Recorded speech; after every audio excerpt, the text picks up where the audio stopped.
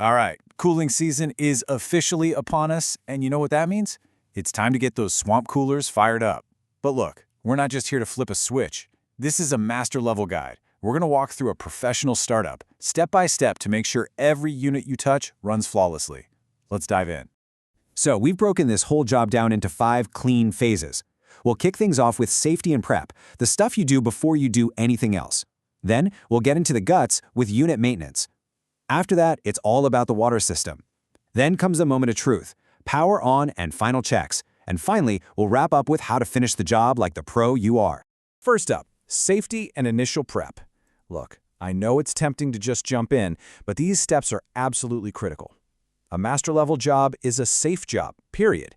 This is where it all begins. We've got a 4-step playbook for a safe start. It's simple. We're going to kill the main power, get the covers off, unplug the pump and motor inside for double safety, and then pull the standpipe so we can start draining all that old, nasty water. Okay, let's see this in action. First thing, you find that breaker and you shut it down. And don't just assume it's off, verify it. Safety is always non-negotiable.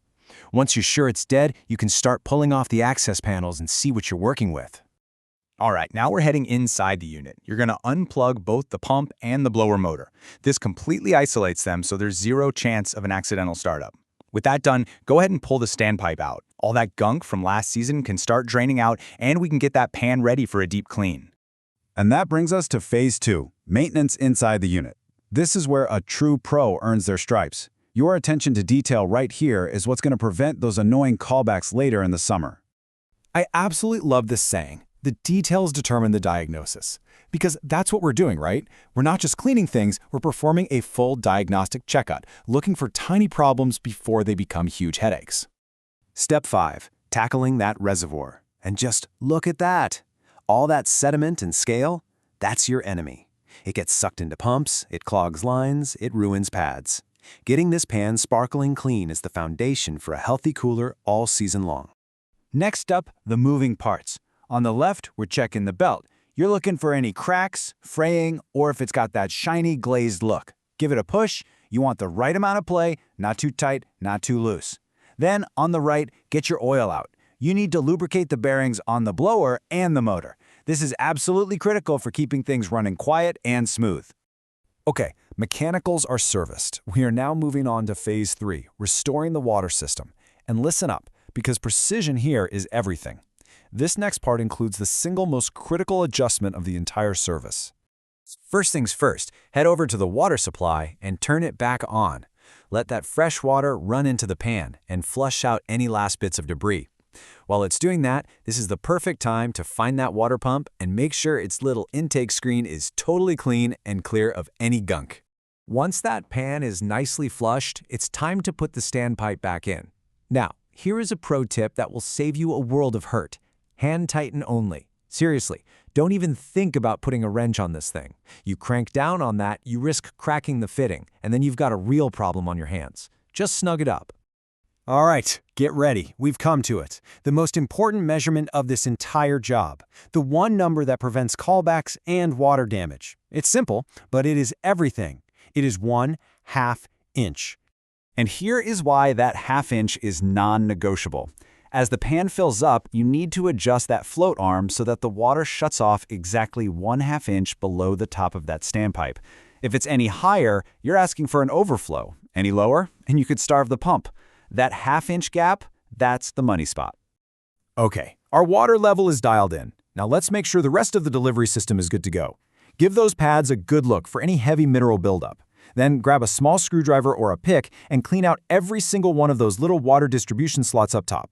If those are clogged, you get dry spots on the pads, and that means poor cooling. And here we go, phase 4, the moment of truth.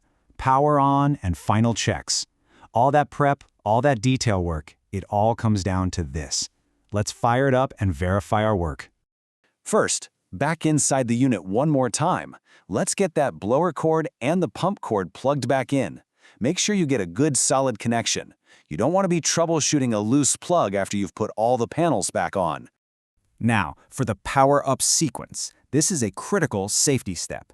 Before you go to that breaker, you must reinstall the blower side panel. It acts as a guard for that spinning belt and pulley. Once that panel is on and secure, then you can head back to the breaker and flip it on. All right, we've got power. Time to put this thing through its paces. Go to the controller and test every single setting. Go low vent, then high vent. Then switch to low cool. You should hear that pump kick on. Then hit high cool. We're just confirming everything works exactly as it should. And that right there, that is your money shot. With the unit running on cool, take a peek inside. You're looking for that beautiful, even curtain of water cascading down the pads. No dry spots, just a steady flow. That's the sign of a job well done. We're in the home stretch now. Phase 5, finishing the job. The cooler is running great, but we are not done yet. This last part is what separates the good techs from the great ones and builds that rock-solid client trust. With all our checks passed, it's time to button this unit up for the season. Get all the remaining water panels back on and make sure they're seated properly in their channels. This is what ensures you get proper airflow and peak performance. And now for the final step, the professional finish. It comes down to 3 key things. 1. Clean up your mess. Leave the area cleaner than you found it. 2. Prepare a clear, detailed invoice. And 3. Communicate with your client. Walk them through what you did and let them know about any recommendations you have.